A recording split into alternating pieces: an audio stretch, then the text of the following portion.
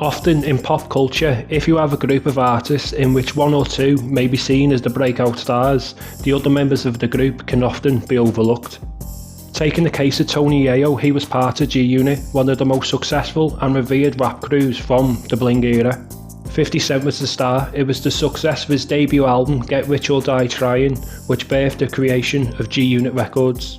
The label acted as a launching pad for the career of Tony Yayo, as well as the other members of G-Unit, Lloyd Banks and Young Buck, as well as one-time affiliate The Game. Though if we look prior to 50's mainstream success, he was an underground star. He was a star because of 3 mixtapes in a 5-month span in 2002, 50 Cent is the Future, No Mercy No Fear and God's Plan, which gained the attention of Eminem and Dr. Dre and led to him being signed. The mixtapes were all released as joint projects with G-Unit, which at this time was 50, Yayo and Lloyd Banks. It was almost expected in the Bling era that a breakout rap star would have a set of MCs around him. Look at Cameron with Dipset or Fat Joe and Big Pun with Terror Squad. When rappers hit the mainstream, fans wanted a story arc.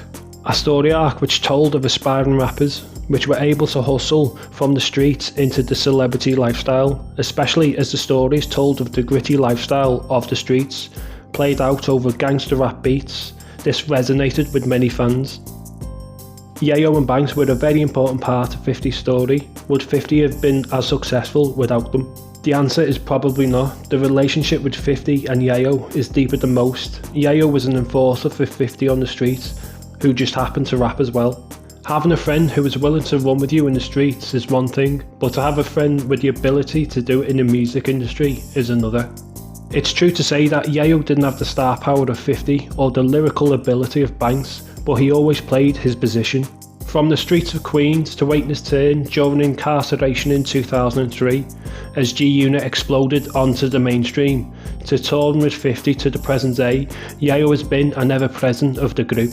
He was in many ways the spokesman of the group, giving the interviews, going between the artist and 50, ready to defend the group and its name, touring extensively with 50 and Banks to keep the engine going. In a sense, Yayo was G-Unit. He was there before, during and after the fame.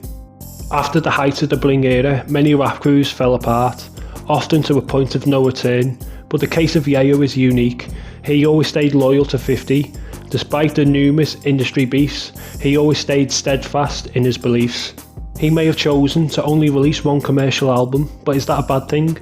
Being aware of when the spotlight is gone, to go out on top, knowing how and when to play your position is perhaps a lesson young and up-and-coming rappers can learn from.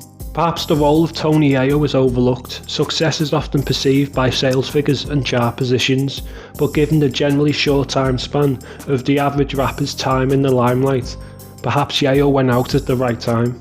Perhaps success is best defined by personal growth and awareness of changing environments, to hustle in ever-changing circumstances, and to not succumb to the pitfalls many rappers often fall to.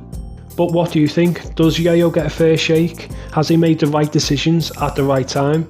Let us know in the comments below, and please like and subscribe for more content. This has been Hip Hop Frequency. Thanks for listening.